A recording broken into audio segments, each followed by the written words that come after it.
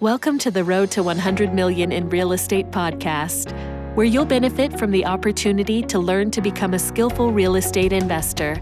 You'll get guidance from top industry producers, operators, and investors who are eager to help you learn from their proven strategies of success. Now to your host, Dorrance Constant. Welcome, everyone, to another episode. I'm your host, Dorrance Constant, and I've got another great guest on the show. We've got Dr. Pranay Parikh. Pranay, how are you doing today? Hey, Dorrance, doing well. Thanks for the opportunity. Oh, well, thanks for joining today. And Pranay, I want to make certain our folks know a little bit more about you. All right. And so Dr. Pranay is a medical doctor, serial entrepreneur, online course creator, and podcast host. His unconventional journey to medicine helped him learn the skills to excel in entrepreneurship. He's helped launch a 7-figure online course on passive real estate by over $250 million in real estate, and has helped hundreds of physicians launch their own businesses. He helps doctors invest passively in real estate through the Ascent Equity Group. Doctor, welcome to the show. Hey, thanks. All right. Now, you mentioned an unconventional background. I want to give you a moment to speak about that so our investors could get more, so our listeners can know more about you. Would you will? Yeah. So, when I was young, I wanted to be a doctor, kind of traditional in that sense. My dad has promised his parents that his sons would be doctors because, the Indian household, everyone wants you to be a doctor, engineer, or lawyer. My dad became an engineer because he's scared of blood. And he said, I'll try to get my sons to go into medicine. And he got lucky that both of us are actually doctors. Mm-hmm. But, even though it's something I wanted to do, I got lost a little bit. I was a marine ocean biologist, microbiologist for a little bit. I was a molecular biochemist. I kind of just did a lot of other stuff, and then eventually found my way back into this. And I actually went to did medical school in the Caribbean, instead of focusing on, I might have had to get a master's degree and do all this other stuff to get into US. And I wanted to start right away and really make an impact in the world. So I went into the Caribbean, came back to the US. And even then, I got into residency, but it was in Tennessee, which, is okay, but it's tough for a California person like me. Big city. And fortunately, there was an opening at University of Southern California in my second year. And I was able to transfer and live in Los Angeles, and all was right in the world. After I had graduated, I became full-fledged doctor. I knew that it was more important what I did with my money than how much I made. I know a bunch of plastic surgeons that were living paycheck to paycheck because they had a humongous house and a Ferrari and all that stuff. And, not to say that I didn't want all that stuff in the future, but I knew that if I bought it right now, I would just be this perpetual cycle of having to try to make more money. So instead, I bought my first 4-unit about a year out of residency, but I didn't know at the time that I hit a home run with it. I spent, the next year and a half trying to find another deal like that. And that's when I did more research and tried to look around, and I found syndications. And at the time, there wasn't a ton of information. And now there's your podcast, all these other podcasts that are really trying to educate people. But at the time, there wasn't this. This was, 5 years ago.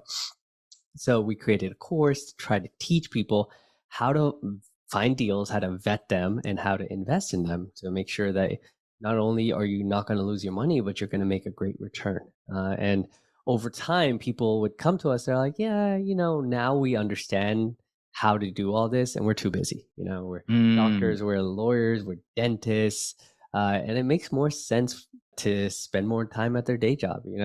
For people like us, investing is a sport, but for most people, it's just a means to an end. And so they said, hey, you guys are all doing all this work. Why don't you just let us invest in the same deals that you invest in, and maybe we can get better terms, get into bigger deals. And that's kind of how we started. In the very beginning, we did a fund of funds, and over time, we've been able to take down whole deals ourselves. Oh, what a wonderful story. So you started as, the traditional person who, goes to school, gets a degree, and becomes a professional. In this case, you're a doctor. And then along that duration that you determine, hey, there's some real opportunity in real estate. You started teaching people. So that's super generous of you, right? You started teaching people what you learned. And lo and behold, a lot of people said, hey, wow, we love what you learned. It sounds like a great concept, but we want to stick to our day jobs, right? But you can help lead them to a lot of the benefits that come along with investing in real estate. Yeah, exactly. And if someone had created the business that I created before me, shoot, I would have just invested in them. It's a lot of work to actively do passive real estate, the syndications, buying apartments, doing all the underwriting, going to look at the property. It's a lot of work. And it's nice to offer the ability for people to get into these deals without, they get 95% of benefit with like 1% of the work of owning your own real estate. Absolutely. And are you currently still practicing as a medical professional? I am. People are actually kind of surprised that I am. Mhm. I have gone down to part-time, about 50-60% of full-time, and I'll probably do that for the foreseeable future. Got it. And for our professionals out there that are, maybe considering being, active professionals, whether it be some of the folks you mentioned, attorney, a doctor, folks who traditionally work a lot of hours. I'm sure the question is, even as a part-time person, how do you manage all of this? I actually consider that a positive. I consider a lot of people have heard of the Rich Dad books, right? Rich Mhm. Dad, Poor Dad.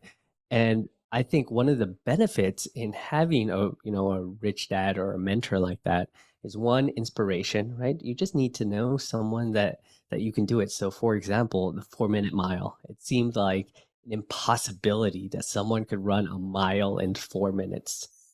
But one person did it, and then 50 other people have done it, right? It's just one person that shows you that this is possible, right? So a rich dad or a mentor or something, mentorship. But I think what often doesn't get mentioned is they're able to support you, so you're able to take a larger risks, right? Mhm. If you have parents that are able to support you, maybe you can take this job in the middle of nowhere that pays well, or maybe you can work for a charity to learn those skills because you don't necessarily need to worry about paying rent. Or, if you lose your job, you know that your parents are going to cover. So I consider that, so you be your own rich dad, right? When you Mhm. have a professional job. So you can take these larger risks, and there's no way around getting the hard work, right? You're going to be exhausted, but for a lot of these professionals, you're exhausted because you're doing a lot of your professional work. When you do some of this other work that's different, you use different parts of your brain, it's refreshing. So even though you might be working 100 hours a week because you're doing 60 and another 10 or 20, or maybe you're doing 80 and 20, those 20 hours are going to make you feel better, even though you're doing overall more work. Because you're doing different type of work, Mm. you're going to feel good on Monday. You might actually even get more excited to go to work. Right, right. And I'm curious, considering your background as a doctor, how did your experience as a medical doctor specifically help you maybe in your real estate journey? A lot of people think, especially in medicine or any other professional, that I'm just this thing. This is my identity. I'm a lawyer, I'm a doctor, etc. But along the way, you learn just so many skills, right? Residency was hell, right? Having to work 80 plus hours a week and having to learn these new skills. Next month I'll do cardiology, heart doctor. The month after that, I'll do OB-GYN. So having to pick up whole new subjects in a couple weeks, persistence, right?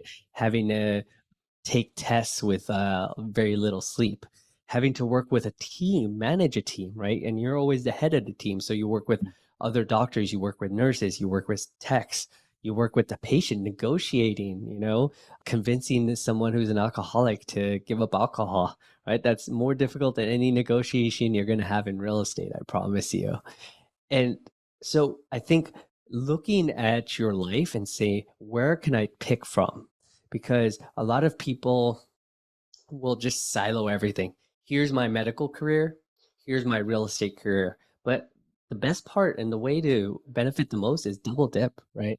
Mm, If there's any downtime at work, maybe do some real estate. Try to see what skills that you can take from your work. So, for example, law, they're able to consume hundreds of pages in a day and summarize.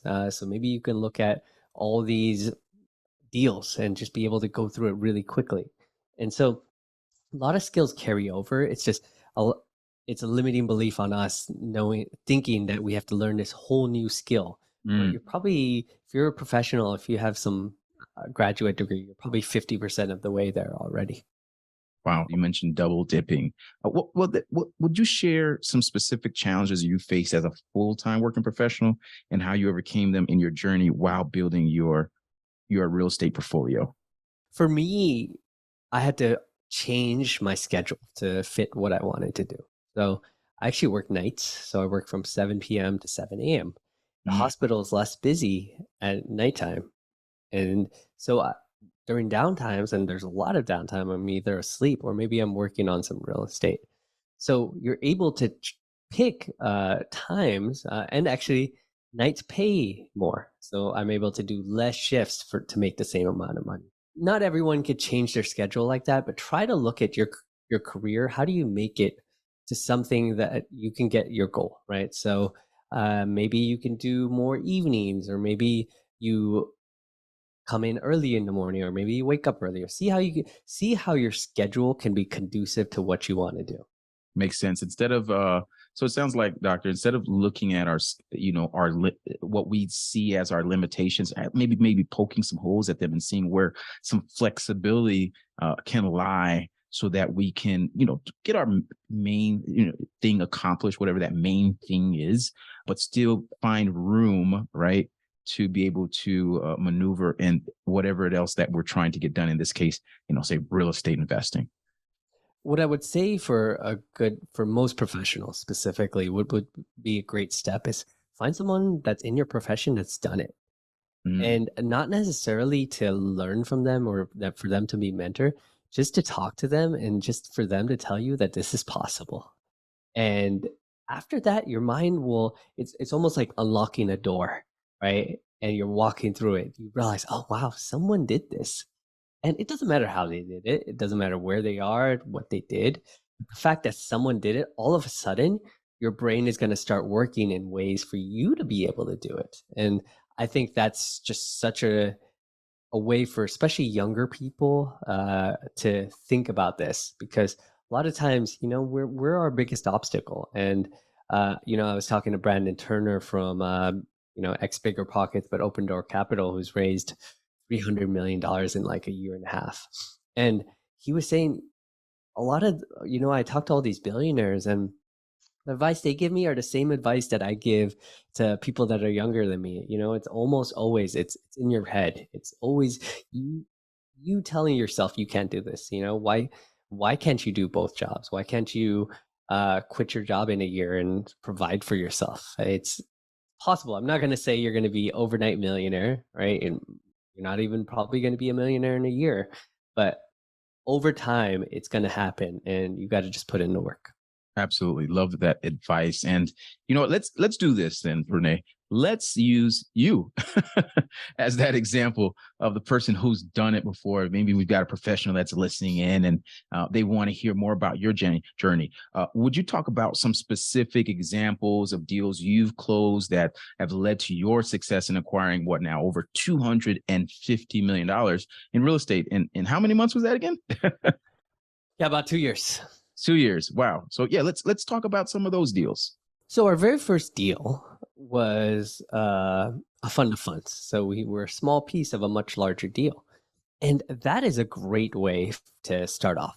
You could do as low as a couple 100,000. You can get that fill in friends and family. So just people you know. And that was about 2.5 years ago. So we didn't do the whole deal. And then our next our next deal was a fund. We were like, we don't want to do these one-off deals, and it was a $10 million fund. That's because I have partners, and that's another thing. If you're if you're just starting, find someone that's complementary to your skills. Mhm. So one of my business partners and I, who first started the business, we're very, we're people oriented, very social, create a good network. But what we needed a numbers person who's still social, but Excel, spreadsheet, Mhm. someone who's very focused on the numbers. And because in real estate, it's all about the numbers. So yeah, we could have hired someone, but they're not going to have ownership. So we found someone. He happened to be a doctor. He's been a great partner, and one of the reasons that we've been able to spread out and succeed so well because we found someone, and at that point you're giving up equity, but that's fine. You can have a smaller piece of a much bigger pie compared to a bigger piece of a smaller pie. Right, right. It's important. It's the aspect of collaboration. I can imagine many time there have been times in that business where in your business, I should say, where these people have been your partners and team have been critical for you to accomplish what it is that you're trying to accomplish as investors. I imagine, right? Exactly. And if you're trying to keep the whole pie for yourself, you're just not going to grow. And you have to remember that if everyone is successful, meaning your whole team, your investors, your tenants, your employees, no doubt you're going to be successful. And over time, that company is going to be extremely valuable.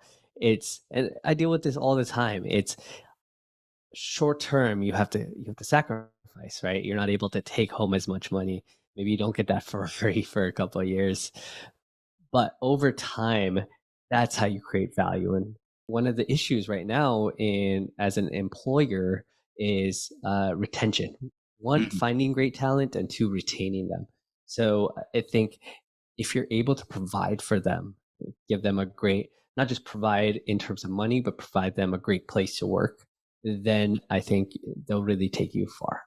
And you mentioned some key points, right? You talked about that short term, uh, uh, in the short term and as well as long term. So, how do you maintain a balance between the short term and long term goals in your real estate business, whether it be building teams, strategy, etc.? This is the rub, and it's really difficult. If you figure it out, I'd love to know. Because in real estate, so we get paid, we charge a couple fees up front, but typically we get paid on exit. So we make a majority of our money when the property sells. That's because we give out something called preferred returning, meaning the money that goes out of the deal in terms of returns goes to the investor first because they're taking the biggest risk, right? We have Right. control over the property, we're running it, etc. And so we don't have a ton of money coming in other than fees. And so the difficult part is how do you align yourself with that vision? And I think that is something that is really powerful. So what are you trying to do other than just making sure that you're taken care of, your family's taken care of, and your employees and their families?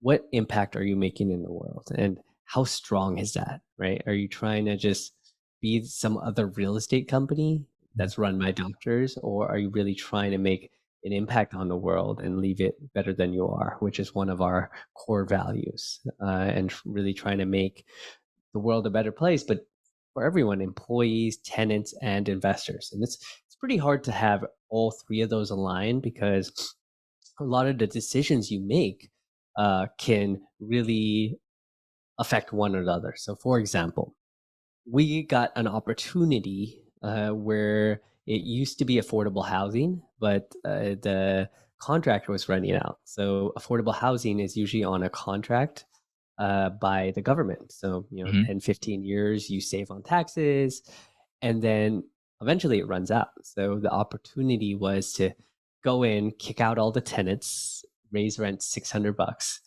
and we would have made a killing. Our investors would have made a killing, our employees would have made a killing, but the tenants would have been hurt. And there's no doubt someone else took that property and are making a killing, but it's something that doesn't align with our values, and especially trying to get that that win-win-win. So I think having that strong sense of purpose and vision really helps us kind of differentiate, and it helps us. It's our north star, a True. guiding post. Sure. I think that's critical, right? In any business to set up some of the core values that in which you're going to operate by, right? So that not only can you make a profit, right? That's what we're in business to do, right? To hit that black bottom line, but also so that we can sleep well at night, right? Knowing that we're having the best impact, the proper impact that we want to have in the world. So it's awesome to hear it. And but now you've invested in several deals, and you've based on some of the podcasts I've heard, you found some diamond in the rough deals, right? Maybe some deals other folks would have passed upon, but you made them work.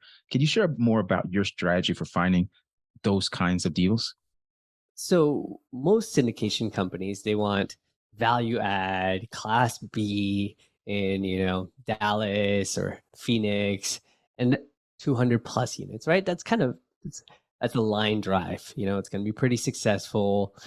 And but everything has changed, right? Mortgage rates have doubled or tripled since just earlier, or well, last year now. Hmm. And so you can't just keep doing what you've always been doing and expect to work. So so actually two deals out of the four we did last year were loan assumptions. Mm. And a loan assumption means that the loan was created when the seller had originally bought the property and you're just taking it over or assuming the loan. And back when interest rates were in the twos, why would anyone pick up the loan of someone else, right? You want your own loan with its own terms customized to you. We saw what was happening in the interest rates world, and we were able to assume two loans. One was high twos, and the other one was low threes, and that's fixed for many years. So the mortgage payment is your largest expense in a year. So we're saving a ton of money, and potentially, if we want to sell the properties early, that's an asset. Someone else could buy our loan from us, and so we might even be able to leave those early. Our last deal, which was in November, was 120 units, a lot smaller than we normally do, but it was throwing off 5% cash on cash in year one, which Hmm. is crazy. Normally, it's like 1 to 3%. So, and that's with in the debt service coverage ratio, the amount of money we have to pay our debt was 1.7, and banks normally make you have 1.25. So Mm. when things are tough, right, it's you got to look a lot harder, and you got to really have boots on the ground. And so our goal is to try to get into deals that are really worthwhile, because all three of us are doctors. We don't have to do deals. All these other people have to do deals to keep the lights on or to pay their rent or mortgage, and we don't have to do that. So that's an added benefit. Oh, that's awesome to hear. So you're looking at essentially the entire landscape, right? In determining not just what's typical to invest in, but looking at creative ways to get into deals that could provide value for your organization as well as the investors in the market. Fantastic. Yep. All right, so I know we're coming low on time. We're winding down. If you could wave a magic wand and change the journey that you've had, right? What would you have done differently? That's a difficult question because I made a lot of mistakes.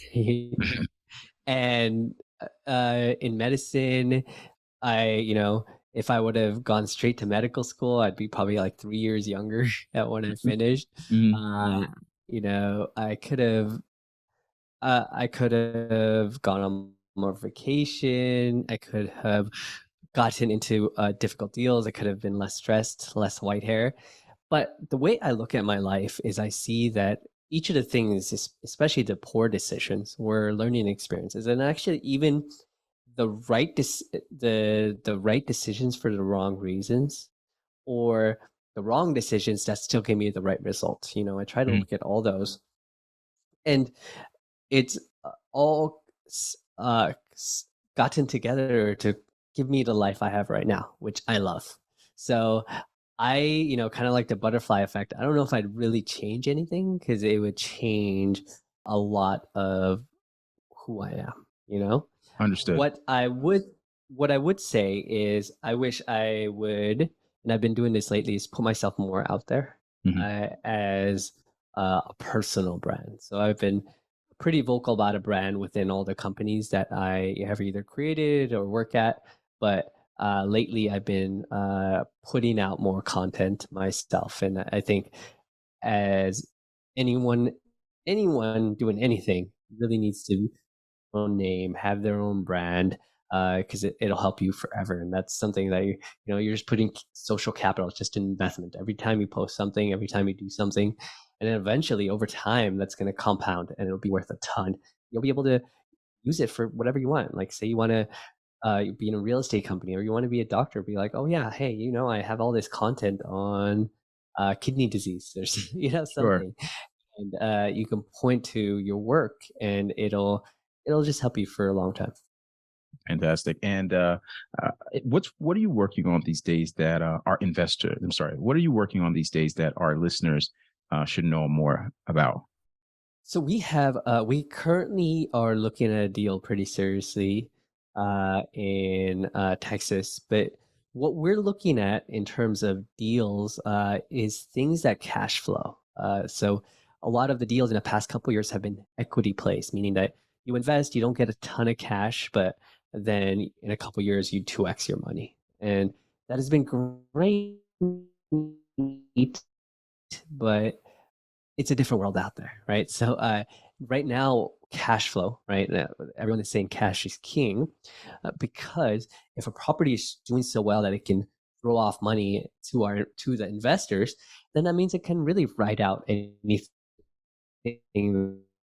that the world throws at it, and that's how we're looking at. We're looking at, everything seems to be pointing in the right direction. And this is different than 3 to 6 months ago. But you never know. Inflation could get worse. There could be another war, or the war just doesn't get better.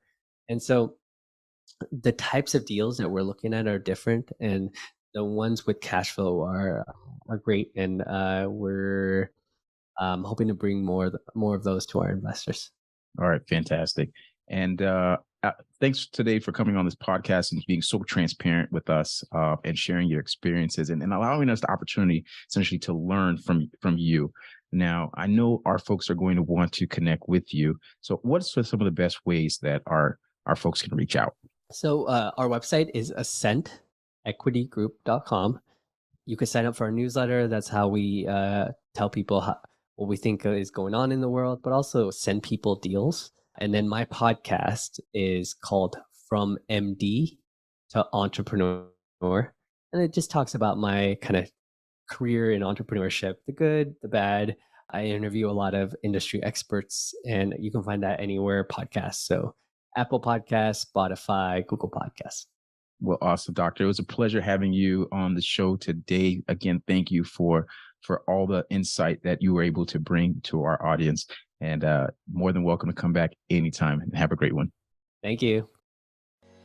We trust that you enjoyed today's show. Visit archcapital.ventures to learn more about how you can leverage real estate investing to improve your life through passive income, financial freedom, and generational wealth.